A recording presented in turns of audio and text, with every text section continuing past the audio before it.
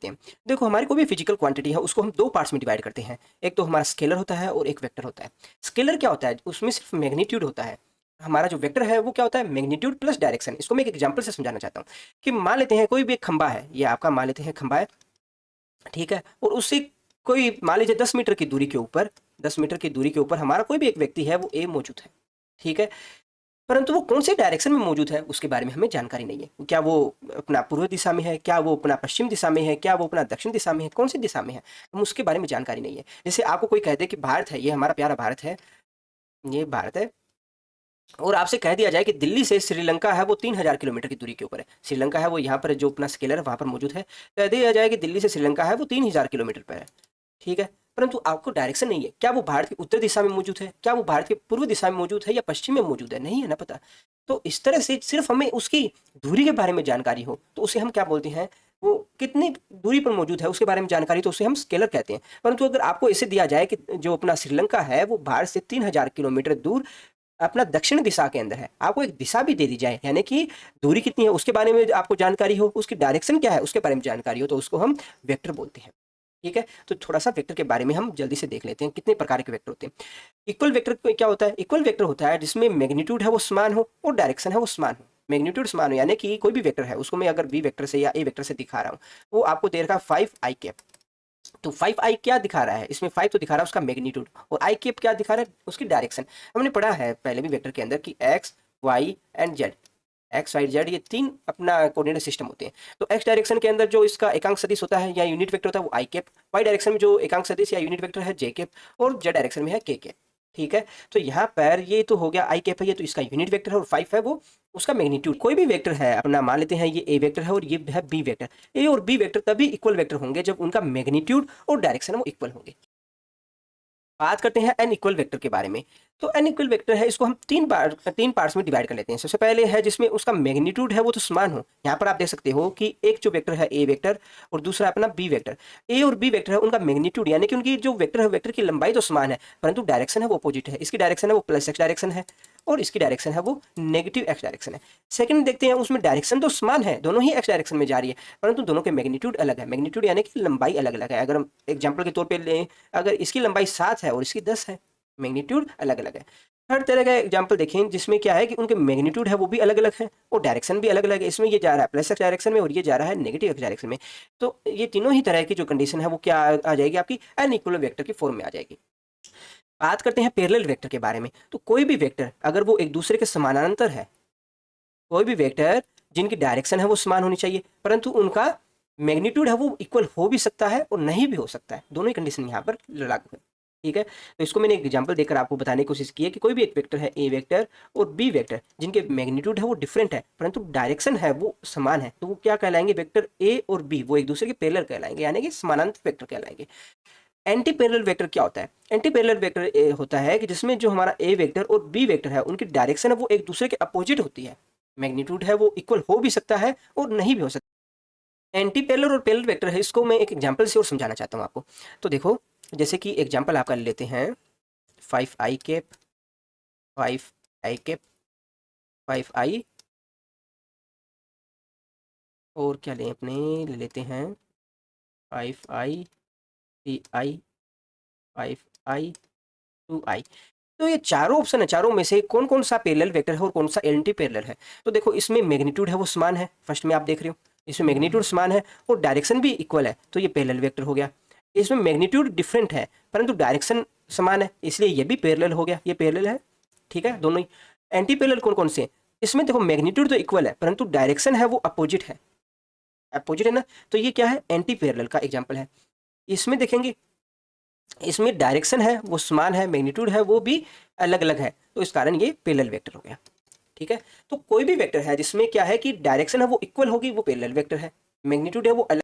बात करते हैं कोलिनियर वेक्टर के बारे में। तो कोलिनियर वेक्टर के अंदर हमारा क्या होता है कि जो हमारा कोई भी मान लो वेक्टर ए वेक्टर और बी वेक्टर है वो एक ही लाइन के अंदर होनी चाहिए, तो एक ही लाइन में होंगे तो उनका क्या है कि डायरेक्शन है वो सेम रहेगी, डायरेक्शन सेम रहेगी, मैग्नीट्यूड है वो डिफरेंट हो सकता है, ठीक है। वो एक दूसरे को ओवरलेप भी कर सकते हैं, ओवरलेप नहीं भी कर सकते। जैसे ये फर्स्ट एग्जांपल है, इसमें हमारा जो वेक्टर ए है वो बी वेक्टर के ऊपर चढ़ा हुआ है, जबकि हमारा जो सेकंड है उसमें वो एक ही रेखा के अंदर है परंतु दोनों के अंदर थोड़ा सा गैप है अपना, तो दोनों ही कंडीशन है क्या, कोलिनियर वेक्टर की है।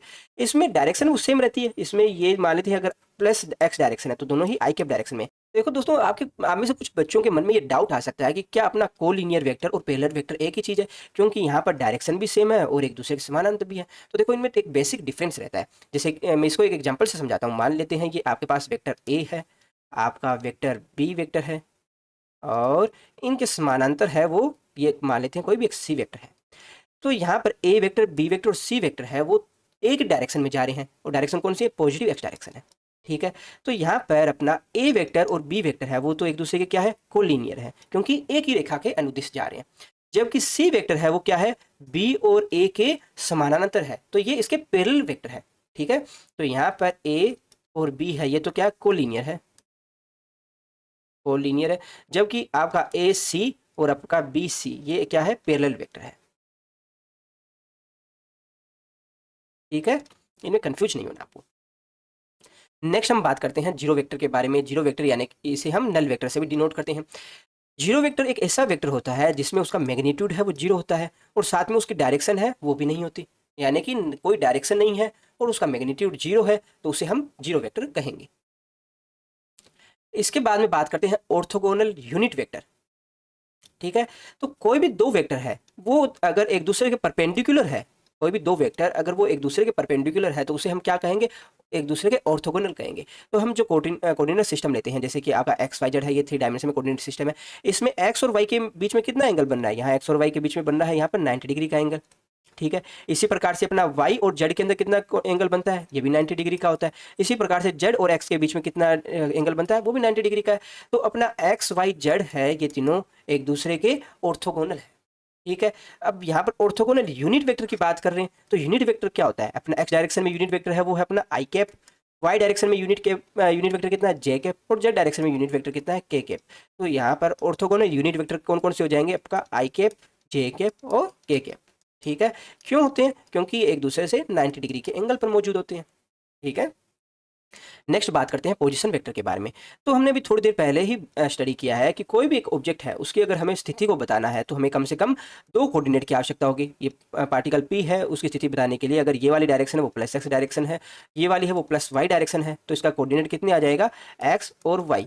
तो उसकी स्थिति को एक वेक्टर के फॉर्म में बताएंगे, किस तरह से बताएंगे, तो ये वाली स्थिति है, ये ओ है, और ये वाली जो दूरी है इसको मैं आर से दिखाता हूँ। तो ये आर वेक्टर है, किसके बराबर हो जाएगा, ये देखो दूरी कितनी है, एक्स डायरेक्शन में दूरी है ये एक्स, वाई डायरेक्शन में दूरी कितनी है, मैं इसको वाई से डिनोट करता हूँ।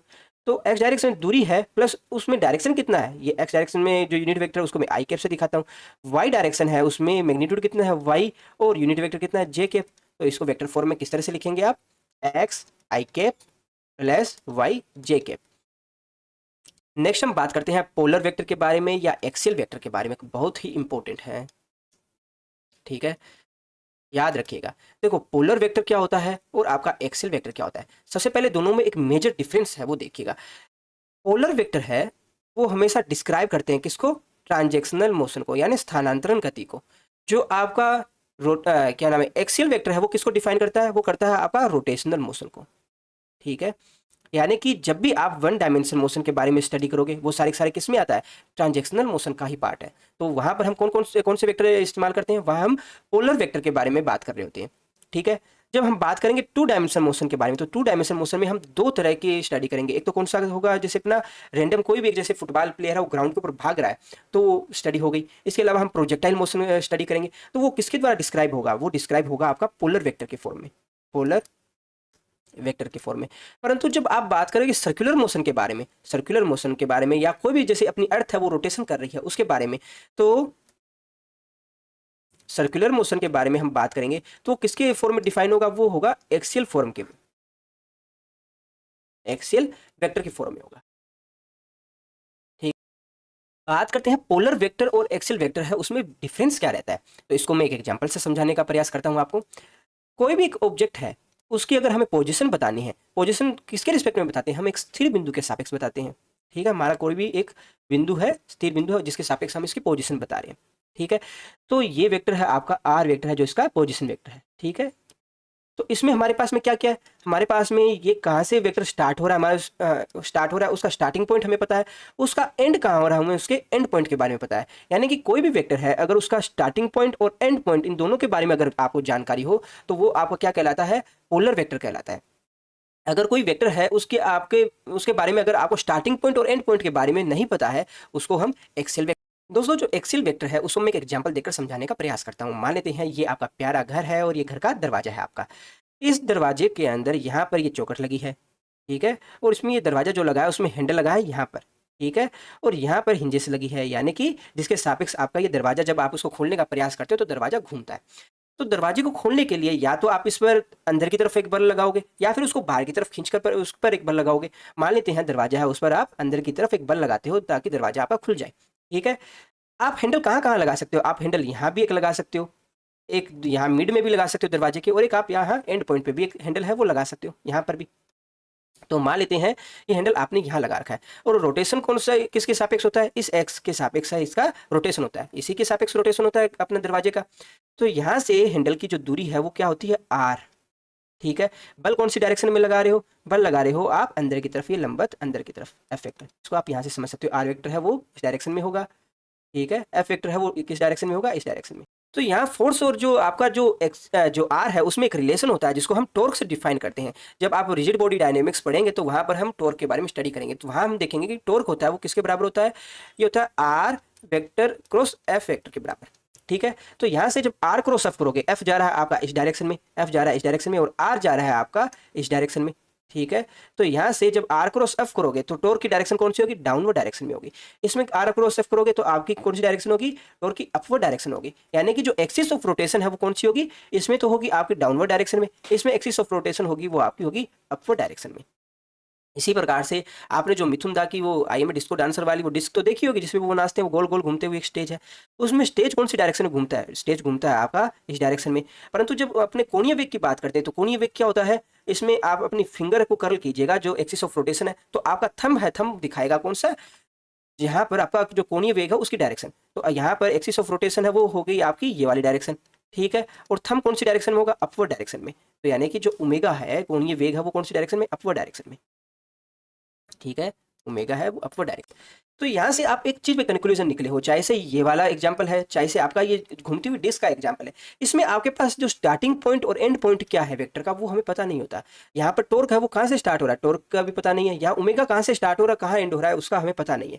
तो दोनों में जो अपना पोलर वेक्टर है जो और जो एक्सियल वेक्टर है उसमें एक बेसिक जो डिफरेंस रहता है। जो पोलर वेक्टर होता है उसमें हमारे पास स्टार्टिंग पॉइंट है उसके बारे में जानकारी होती है, जो एक्सियल वेक्टर है उसमें हमारे पास में जो स्टार्टिंग पॉइंट है उसके बारे में जानकारी नहीं होती, ठीक है। इसमें कितने कौन कौन से एग्जांपल आएगा, जो आपका डिस्प्लेसमेंट है, वेलोसिटी है, आपका एक्सीलरेशन है, आपका फोर्स है, वो सारा सारा पोलर वेक्टर के अंदर आएगा। जो आपका एक्सियल वेक्टर है वो कौन कौन से आएगा, जितने भी सर्कुलर मोशन के अंदर आप टर्म यूज करते हो, जैसे कि आपका एंगुलर वेलोसिटी होगा, आपका एंगुलर एक्सीलरेशन हो गया, आपका जो टॉर्क हो गया, वो सारा सारा किस में आएगा, आपका एक्सियल वेक्टर के अंदर आएगा। इनके बारे में अपने आगे भी स्टडी करेंगे, परंतु एक बार आपको ये बेसिक है वो जानकारी होनी चाहिए, ठीक है। इसके बाद में बात करते हैं को इनिशियल वेक्टर है वो क्या होता है। तो कोई इनिशियल वेक्टर ऐसे वेक्टर होते हैं, मान लेते हैं ये ए वेक्टर है, ये आपका बी वेक्टर है और ये सी वेक्टर है, तीनों का ओरिजिन एक ही है, यानी कि स्टार्टिंग पॉइंट एक ही है, तो उसे हम क्या बोलते हैं, को इनिशियल वेक्टर कहते हैं। तो दो या दो से ज्यादा वेक्टर जो उनका जो इनिशियल पॉइंट है वो सेम हो तो उसको हम को इनिशियल वेक्टर बोलते हैं। यहाँ पर ए बी सी है वो तीनों ही को इनिशियल वेक्टर है। इसमें आपका जो कोऑर्डिनेट सिस्टम में आप जैसे पढ़ते हो, ये एक्स वेक्टर हो गया, ये वाई वेक्टर हो गया या वाई डायरेक्शन होगी, और ये जेड डायरेक्शन होगी, इनका ओरिजिन कौन सा है, अपना मूल बिंदु ओ है, तो ये भी अपना को इनिशियल वेक्टर है, ठीक है। अब बात करते हैं को प्लेनर वेक्टर क्या होता है। तो को प्लेनर वेक्टर क्या है कि ऐसे वेक्टर जो एक ही प्लेन में मौजूद होते हैं।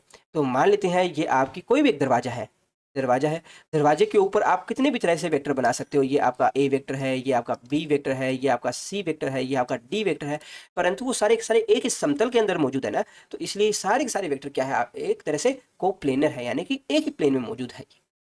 तो ये मोटा मोटी कुछ वेक्टर है जिनकी हमने डेफिनेशन देख ली है। अब हम पढ़ते हैं वेक्टर का जो एडिशन लॉ है उसके बारे में, बहुत ही इंपॉर्टेंट है।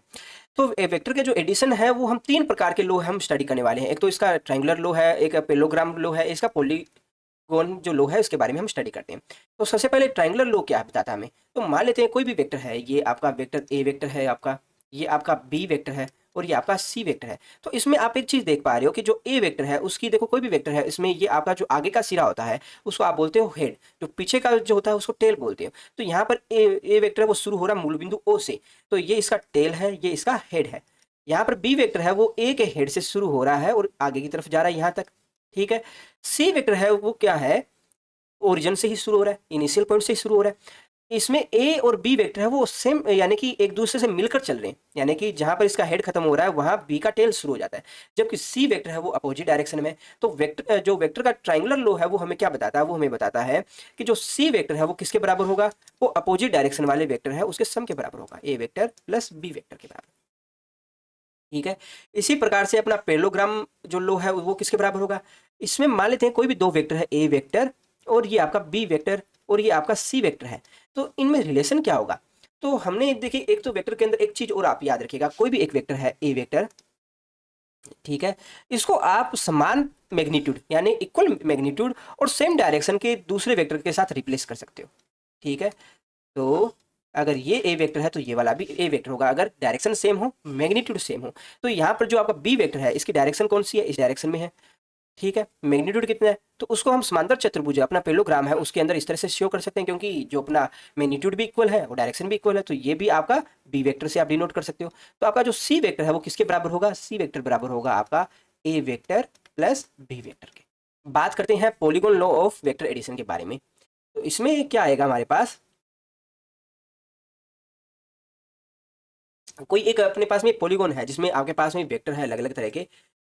ये आपका मान लेते हैं ए वेक्टर है, ये आपका बी वेक्टर, ये सी वेक्टर, ये डी वेक्टर, ये ई वेक्टर, एफ, ये जी मान लो, कुछ भी मान लो, ठीक है। ये एच वेक्टर है। तो यहाँ पर एच वेक्टर वो किसके बराबर होगा, एच वेक्टर है वो आपका A vector plus B vector plus C vector plus D plus E plus F plus G, यानी कि जो सेम डायरेक्शन के अंदर जितने भी वेक्टर हैं उन सब के बराबर होगा, जो एक जो अपोजिट डायरेक्शन के अंदर वेक्टर है उसके बराबर। काफ़ी इंपॉर्टेंट है, काफ़ी जगह यूज होगा, ठीक है। इसी प्रकार से ये वाला जो वेक्टर है ये किसके बराबर होगा, ये ए वेक्टर प्लस बी वेक्टर के बराबर होगा। ये वाला वेक्टर वो किसके बराबर होगा, ये सेम डायरेक्शन में जो वेक्टर है अपना कौन सा, अपना A vector plus B vector plus C vector के बराबर होगा ये वाला वेक्टर। ये वाला वेक्टर वो किसके बराबर होगा, ये आपका होगा A plus B plus C plus D, इसी प्रकार से बाकी होंगे। और एच किसके बराबर होगा, ये जितने भी ये सेम डायरेक्शन में, इधर ये सेम डायरेक्शन में है ना, इन सब को अगर अपने जोड़ दें तो ये एक एंटी डायरेक्शन में जो वेक्टर है वो उन सब के बराबर होगा, रिजल्टेंट के। अब एक बड़ा ही इंपॉर्टेंट और टॉपिक है जिसको हमें स्टडी करना है कि कोई भी दो वेक्टर है, उन वेक्टर का जो रिजल्टेंट जो वेक्टर है उसका मैग्नीट्यूड क्या है और उसकी डायरेक्शन क्या है, वो किस तरह से कैलकुलेट करते हैं। तो मान लेते हैं कोई भी आपके पास में कोई दो वेक्टर है, पी वेक्टर और क्यू वेक्टर। तो यहाँ से इसका एक रिजल्टेंट वेक्टर आएगा, रिजल्टेंट वेक्टर है जिसको मैं आर वेक्टर से डिनोट करता हूँ। तो उस आर वेक्टर का मैग्नीट्यूड है वो क्या रहने वाला है, और उसकी डायरेक्शन, डायरेक्शन यानी कि ये कोई जो भी आप मान रहे हो ये एक्स एक्सिस है, एक्स एक्सिस के साथ ये कितना एंगल बनाती है, मान लो ये एल्फा एंगल बनाती है, तो वो एल्फा एंगल है वो किसके बराबर होगा। इस तरह से कैलकुलेट करोगे मैग्नीट्यूड और डायरेक्शन। दोस्तों इसको सोल्व करने के लिए थोड़ा सा हमें मैथमेटिकल कैलकुलेशन उसको करना पड़ेगा। हमने भी देखा है कि कोई भी एक वेक्टर है उसको हम समानांतर, उसके पैरेलल कोई भी एक वेक्टर है उसे रिप्लेस कर सकते हैं, उनकी डायरेक्शन इक्वल होनी चाहिए और मैग्नीट्यूड इक्वल होना चाहिए। तो यहाँ से आपका क्यू वेक्टर है उसको हम उसके पैरेलल एक दूसरे वेक्टर से रिप्लेस करेंगे जिसकी डायरेक्शन है वो इक्वल हो और उसका मैग्नीट्यूड है वो इक्वल हो। तो यहाँ पर आपका जो रिजल्टेंट जो आर वेक्टर है वो किसके बराबर होगा, ये रिजल्टेंट जो आर वेक्टर है आपका ये इसके बराबर हो जाएगा, ये आर वेक्टर। तो ये अपना ओवरऑल क्या जाएगा, जो ऊपर वाला डायग्राम है उसको हम कुछ इस फॉर्म में रख सकते हैं। अब हमारा जो ट्राइंगल है ओ एन बी है उसके अंदर हम देखते हैं, यहाँ पर पाइथागोरस लगाएंगे तो अपने पास में क्या आ जाएगा, O B square equals to किसके बराबर हो जाएगा हमारा, O N square less N B square. यानी कि ये जो आपका ट्राइंगल बन रहा है इसमें ये वाले जो पार्ट है वो ओ बी हो गया और ये एन हो गया, ठीक है। ओ एन है वो किसके बराबर है, ओ एन बराबर है अपना ओ A plus A N square के, ठीक है, प्लस एन बी स्क्वायर के। तो यहाँ से हम क्या निकालेंगे, यहाँ से अपना आ जाएगा ओ बी स्क्वायर है वो किसके बराबर हो जाएगा, यहाँ से स्क्वायर रूट है उसको हटाएंगे तो स्क्वायर उसको करेंगे तो क्या आ जाएगा, O square plus A N square plus two O A dot A N plus, यहाँ से देखो वेक्टर फॉर्म में मत रखिए इसको, कन्फ्यूजन होगा आपको, प्लस यहाँ से एन बी आ जाएगा, एन बी यहाँ स्क्वायर रहेगा, एन बी स्क्वायर। इनकी वैल्यू रखते हैं तो अपने पास में क्या आ जाएगा, देखो ओ बी है वो किसके बराबर है, ये आपका आर स्क्वायर के बराबर हो गया। आपका ओ ए है वो किसके बराबर है, ओ ए है वो आपका पी के बराबर है, तो पी स्क्वायर आ जाएगा। प्लस ए बी किसके बराबर है, ए बी है क्या यहाँ पर, ए बी तो नहीं है। अपने पास क्या है, ए एन है वो पता नहीं क्या है, एन बी है वो भी पता नहीं क्या है, परंतु हम यहाँ से एक रिलेशन जानते हैं, क्या जानते हैं, क्यू स्क्वायर है वो किसके बराबर होता है अपना, A N square plus N B square, क्योंकि ये भी तो एक ट्राइंगल बन रहा है, इस ट्राइंगल में भी लगाएंगे तो अपने पास में ये वाली वैल्यू आ जाएगी। तो यहाँ पर ए एन स्क्वायर, जो A N square plus N B square, जो ये आपकी ये एन बी स्क्वायर है ये वाला रहा, ये दोनों किसके बराबर आ जाएगा, क्यू स्क्वायर के बराबर आ जाएगा, तो यहाँ से ये क्यू स्क्वायर के बराबर आ जाएगा। बचा क्या, रेस्ट अपने पास ये बचा plus 2 O A and A N, O A plus A N. O A क्या है, वो आपकी ये वाली भुजा आ गई, और ए एन क्या है आपका, ए एन ये वाला आ गया, ये आ गया ना। तो ये किसके बराबर होगा, अगर ये आपका क्यू है तो ये किसके बराबर होगा, क्यू कोस थीटा के। तो यहाँ पर वैल्यू पुट करते हैं तो आपके पास में क्या आ जाएगा, R square equals to P square plus Q square plus 2 O A की वैल्यू कितनी है, ये आ गया पी, ए एन की वैल्यू कितनी है, ए एन आपका आ गया Q cos theta, Q cos theta. तो यहाँ से एक बहुत ही इंपॉर्टेंट रिजल्ट है हमारे पास में निकल कर आता है, वो क्या है, आपका आर है वो बराबर होता है under roots of P square plus Q square plus 2 PQ cos theta. अब आपके दिमाग में ये आ रहा होगा कि इसे यूज कहाँ करेंगे, भाई भाई बहुत यूज है इसका। आपको क्वेश्चन में दे दिया जाएगा कि कोई भी एक पार्टिकल है जिसमें कोई एक बल है जो लग रहा है 10 न्यूटन का, इस डायरेक्शन में लग रहा है पॉजिटिव एफ डायरेक्शन में, और एक बल है उसका किसी 60 डिग्री के एंगल के ऊपर लग रहा है F2, ठीक है, जो कि लग रहा है 5 न्यूटन का, ठीक है।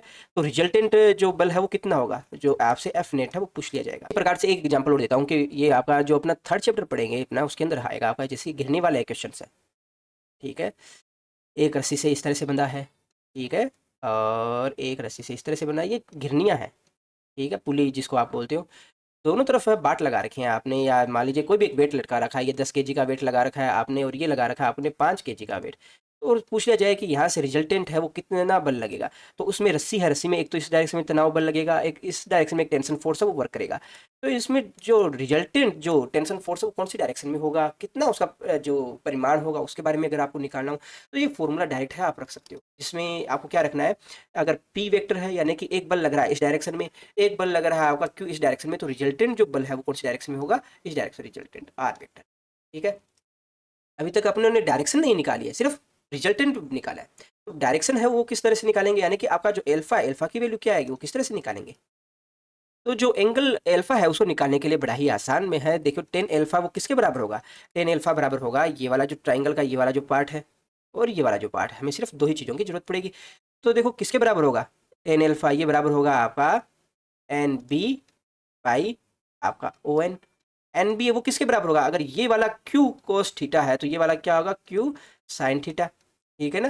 तो वैल्यू पुट कीजिएगा, Q sine theta upon O N है वो किसके बराबर होगा, ओ एन है इसके बराबर होगा, इसके बराबर होगा ओ ए प्लस ए एन के बराबर। तो यहाँ ओ ए किसके बराबर है, ओ ए है अपना पी के बराबर, और ए एन है वो किसके बराबर है, क्यू कोस थीटा के बराबर। तो यहाँ पर इसकी वैल्यू क्या आ जाएगी, P plus Q cos theta.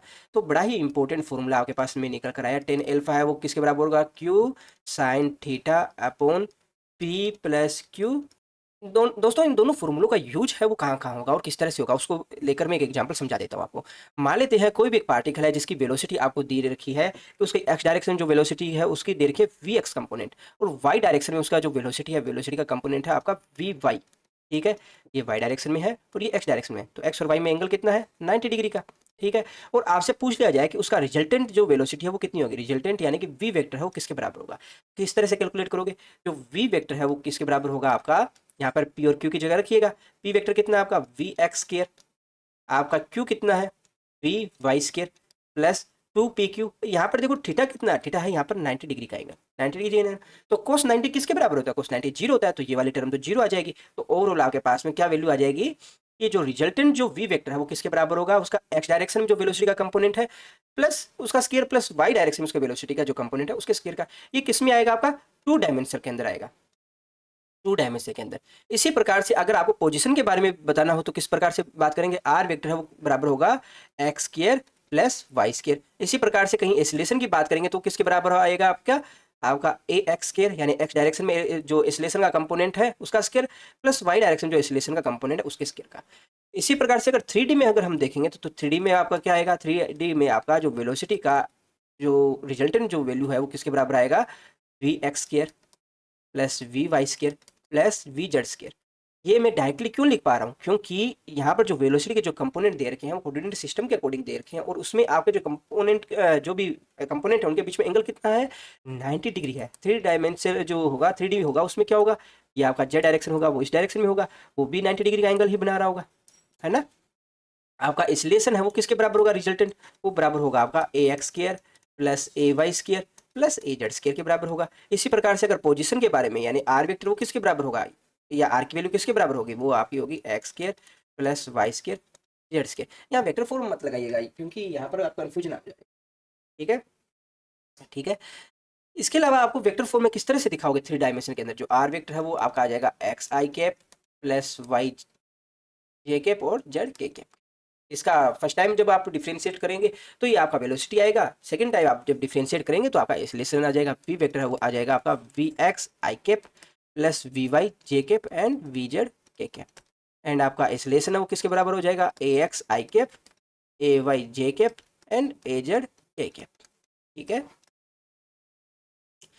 अब एक दो और इंपॉर्टेंट चीजें हैं उसके बारे में भी मैं आपको बता देता हूँ। दोस्तों किसी भी वेक्टर को आपस में ऐड कैसे करना है वो हम सीख चुके हैं, अभी भी एक इंपॉर्टेंट चीज है जो हमें आनी चाहिए, वो है वेक्टर को आपस में हम मल्टीप्लाई कैसे करते हैं। तो मान लेते हैं कोई भी दो वेक्टर है ए और बी वेक्टर जो कि एक दूसरे से थीटा एंगल पर मौजूद है, तो उनको हम दो तरह से मल्टीप्लाई कर सकते हैं। पहला जो तरीका होता है वो कौन सा होता है, स्केलर। कोई भी दो वेक्टर है उनका स्केलर जो मल्टीप्लीकेशन होता है, और दूसरा होता है वेक्टर मल्टीप्लीकेशन। दोस्तों इसको आप दो पार्ट में हम डिवाइड करते हैं। सबसे पहला क्या रहता है, हमारा स्केलर प्रोडक्ट रहता है जिसको हम डॉट प्रोडक्ट भी बोलते हैं। सेकंड है हमारा वेक्टर प्रोडक्ट या फिर क्रॉस प्रोडक्ट। इसको आप स्केलर क्यों बोलते हैं, स्केलर हम इसलिए बोलते हैं क्योंकि इसमें जब भी हम कोई भी दो वेक्टर को आपस में मल्टीप्लाई करते हैं तो जो रिजल्टेंट आता है वो आपके पास में एक स्केलर क्वांटिटी होता है, यानी कि दिश राशि होता है। सेकंड को हम वेक्टर क्वांटिटी इसलिए बोलते हैं क्योंकि जब मल्टीप्लाई करने के बाद जो आपका रिजल्टेंट आता है वो आपका एक वेक्टर क्वांटिटी होता है। तो जो स्केलर प्रोडक्ट है उसको हम किस तरह से डिनोट करते हैं, डॉट प्रोडक्ट से। तो ए वेक्टर डॉट बी वेक्टर ये किसके बराबर होगा, आपका ए बी कोस थीटा, क्योंकि ये ए बी कोस थीटा ये एक स्केलर क्वांटिटी है, इसी वजह से इसे हम स्केलर प्रोडक्ट बोलते हैं। ये सेकंड है, इसमें हम बोलते हैं इसको वेक्टर प्रोडक्ट, क्यों, क्योंकि अपना मल्टीप्लाई करने के बाद जो रिजल्टेंट आएगा वो आपका एक वेक्टर क्वांटिटी है ए बी साइन थीटा, और ये साथ में क्या आएगा, एक यूनिट वेक्टर आएगा एन कैप, जिसकी डायरेक्शन कौन सी होगी, यहाँ पर आप ए क्रॉस बी करोगे तो आपको क्या है, अपना जो यहाँ पर हैंड रखना है, आपको अपना हाथ यहाँ रखना है, और हाथ की जो फिंगर है, फिंगर को ए से बी की तरफ जब आप रोटेट करोगे तो आपका जो थंब है, थंब की डायरेक्शन वो कौन सा दिखाएगा, थंब की डायरेक्शन दिखाएगा आपका जो ए क्रॉस बी का जो रिजल्टेंट है वो दिखाएगा। ये आपका थंब है, ये थंब है, और ये कर्ल आपकी जो फिंगर्स है, फिंगर को जब आप कर्ल करोगे तो ये आपका ए क्रॉस बी का रिजल्टेंट दिखाएगा। और ये कौन सी डायरेक्शन है, ये मान लेते हैं एन। देखिए इनका रिजल्टेंट वेक्टर है वो किस तरह से कैलकुलेट करना है, इसको मैं एक एग्जांपल से समझा देता हूँ। ये अपना कोऑर्डिनेट सिस्टम है, ये आपका एक्स डायरेक्शन हो गया, ये आपका वाई डायरेक्शन हो गया, और ये आपका जेड डायरेक्शन हो गया, ठीक है। एक्स डायरेक्शन में जो आपका यूनिट वेक्टर है उसको आप आई कैप से डिनोट करते हो, वाई डायरेक्शन में यूनिट के वेक्टर है उसको जे कैप से, और जेड डायरेक्शन में यूनिट वेक्टर है के कैप से। अगर आपको यानी कि आई कैप क्रॉस जे कैप करना है तो आपके पास रिजल्टेंट क्या आएगा, तो इसके लिए आपको क्या है, अपना हाथ रखना है एक्स एक्स जो डायरेक्शन में है यानी कि एक्स वेक्टर के डायरेक्शन में, और अपनी अंगुलियों को घुमाना है वाई डायरेक्शन के अंदर। तो जो आपका रिजल्टेंट जो यानी थंब है वो आपको क्या दिखाएगा, जेड की डायरेक्शन दिखाएगा, तो ये आपका के कैप आ जाएगा। इसी प्रकार से आप जे क्रॉस आई करेंगे वो किसके बराबर आएगा, तो आपको अपना हाथ है वो जे के ऊपर रखना है, फिर उसको आई की डायरेक्शन में घुमाएंगे तो आपके पास में क्या आ जाएगा, माइनस ऑफ, क्योंकि ये जेड की अपोजिट डायरेक्शन में इधर वाले डायरेक्शन में आएगा, तो माइनस ऑफ के कैप आएगा। इसी प्रकार से आप करेंगे जे क्रॉस के कैप करेंगे, जे क्रॉस के करेंगे तो आपको अपना हाथ रखना है जे के ऊपर, जो पहले आ रहा है उसके ऊपर रखेंगे, फिर इसमें जो अंगुलियां हैं अंगुलियां घुमाएंगे कौन सी डायरेक्शन में, अपना जेड की तरफ, जेड जो वेक्टर है उसकी डायरेक्शन में, तो आपको जो रिजल्टेंट आएगा वो किसके बराबर आएगा, आई कैप, ठीक है। इसमें एक ट्रिक भी है, ट्रिक भी मैं बता देता हूँ आपको, जैसे कि ये आपका आई वेक्टर, जे वेक्टर एंड के वेक्टर, ये तीन आ गया। अगर आप इसमें क्लॉकवाइज डायरेक्शन में घूम रहे हो, क्लॉकवाइज डायरेक्शन में घूमोगे यानी कि आई क्रॉस जे करोगे तो आपके पास में के आएगा वो पॉजिटिव साइन के साथ आएगा, आप जे क्रॉस के करोगे तो आपके पास पॉजिटिव साइन के साथ आएगा। आप जे पॉजिटिव साइन के साथ क्या आएगा, आई आएगा, आई कैप आएगा। आप के क्रॉस आई कैप करोगे, यानी कि के कैप क्रॉस आई कैप करोगे तो रेस्ट कौन सा है, जे कैप रह गया, वो आएगा प्लस साइन के साथ आएगा। वहीं आप अगर इसमें एंटी क्लॉकवाइज चलेंगे, यानी कि जे क्रॉस आई करेंगे, जे क्रॉस आई करेंगे तो आपके पास नेगेटिव के कैप आएगा। आप आई क्रॉस के करेंगे तो आपके पास नेगेटिव जे आएगा, ठीक है। तो आपको क्लॉकवाइज जाएंगे आई जे के अंदर तो आपके पास पॉजिटिव साइन आएंगे, एंटी क्लॉकवाइज चलेंगे तो आपके पास में नेगेटिव साइन